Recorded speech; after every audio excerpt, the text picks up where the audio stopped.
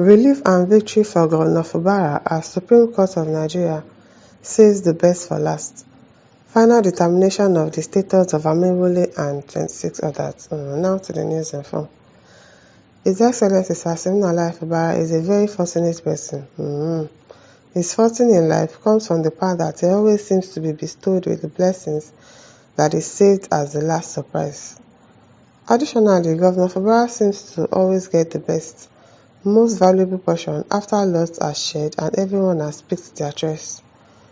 There is an anecdote that best illustrates the current Rivers State Governor's good fortune in life.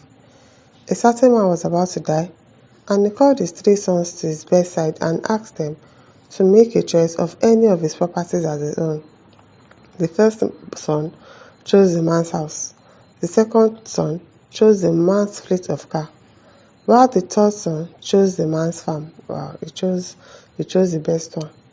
The son that chose the farm was working on the farm one day and dug up a box that contained all the father's treasury bills and important documents such as the late father's will. This is similar to what is happening to Governor Fubara right now. All the judgment of the Supreme Court of Nigeria today seems to be the properties chosen by the other sons. They can have them. However, the best portion seems to be saved for the last as we await the judgment regarding the final determination on the status of Amewole and the 26 others. This is the crux of the matter because everything depends on this. So everything depends on it. Everything depends on the Supreme Court judgment. So we are really waiting.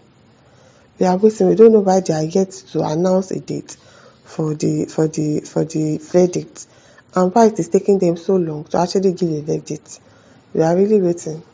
For example, the Supreme Court of Nigeria has ruled that the statutory monthly allocations to the Rivers State government should be put on hold by the Central Bank of Nigeria and the Accountant General of the Federation until a final determination of the status of Amewole and 26 others. Already they've put a hold on it soon. Even the other issues such as the local government area LGA council's election can be resolved once the issue of the legitimate members of the Rivers State House of Assembly is determined. President Bola Ahmed Tinubu pivot himself as governor of Lagos State had to contend with a hostile former president who stopped the monthly allocations to the LGA councils of Lagos State, and it took the intervention of the Supreme Court of Nigeria in the case of Attorney General of Lagos State versus Attorney General of the Federation 2004, 12 SCNJ 1 to resolve. Even with the intervention of the Supreme Court of Nigeria, the then former president still withheld the said allocations. So now is the time for Governor Fubara and his team to think outside the box soon. For example, Section 99 of the Nigerian Constitution states as follows: any person who sits or votes in a House of Assembly of a state, knowing or having reasonable grounds for knowing that he is not entitled to do so, commits an offence and is liable on conviction to such punishment as shall be prescribed by a law of the House of Assembly. Even this constitution that people are reading now, it's not as if some people are obeying it. So which constitution are you stating again? In other words, anyone who votes or sits in a state House of Assembly without being entitled to do so is committing an offence. The offence is punishable by any punishment that the House of Assembly law prescribes. The section is located in Part 2 of Chapter 5 of the Nigerian Constitution. It deals with the issue of unqualified people sitting or voting in the House of Assembly. Okay, think on it, pray on it. Dr. Tony Clinton Jaja is the Executive Director, Nigerian Law Society, NLS. Let's just hope that Supreme Court will do the right thing. Jack Abbas says the supposedly last portion out of the last may be the worst. Well, it turned out that it was not the worst. It was not the worst. Do you know that what having a farm means? You have like a lifetime property. Even if he didn't see any treasury bill or anything, that farm that he has is a good well. Except he refused to see the merits of arguments, members of the RSHA said to have decamped are not in any party register other than PDP. Neither are they carrying APC membership cards, but they defected. It was on national news TV, and they've sworn affidavit, what was it called? Court is a place where anything deemed criminal must be proven beyond reasonable doubt. Fubara must stop disobeying court order. There too, they should stop disobeying the constitution. Ahmed Rufai says, please order free Nnamdi Kanu. Let us continue where we stopped. Nnamdi Kanu, currently inmate and a special assistant to USP detained in Nigeria. Okay, Ahmed Rufai, we've heard you. Okro Obi says, you people should stop deceiving Fubara. Let him go and reconcile with the 27 lawmakers. Why should he reconcile with them? Why?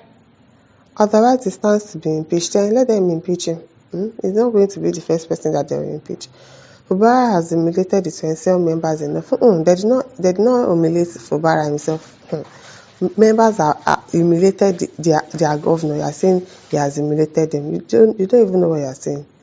If he does want to see them, they will see him. You have made Fubara to lose his history. Please allow them to work.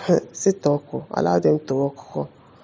Stanley Udensi says the judgment took them first. They are still cooking it. While they use this to set trap for Fubara, if he totters with this trap, then he's gone.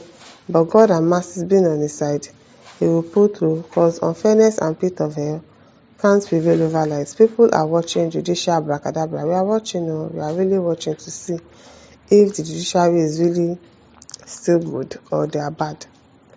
Johnson Obinaya says Fubara's impeachment is very imminent.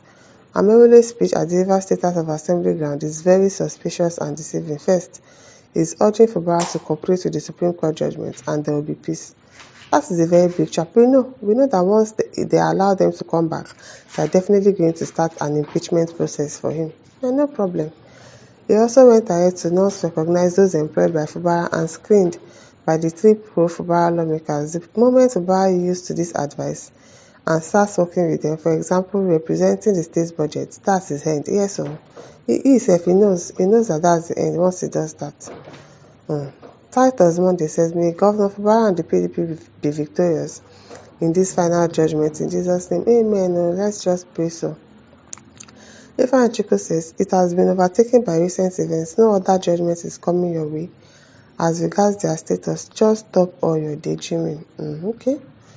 Adele Johnson says, your write-up seems to be carrying 2 faces to me, especially reading through the last paragraph. Fubara made a very big mistake by presenting the budget unlawfully, and this is no doubt an impeachable offense. May God help the governor to scale through this obstacle. Okay.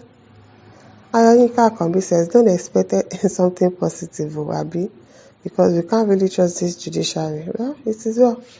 My listeners, over to you. Leave your thoughts in the comment section. Don't forget to like, to share, and subscribe. Thank you for listening. See you some other time. Bye.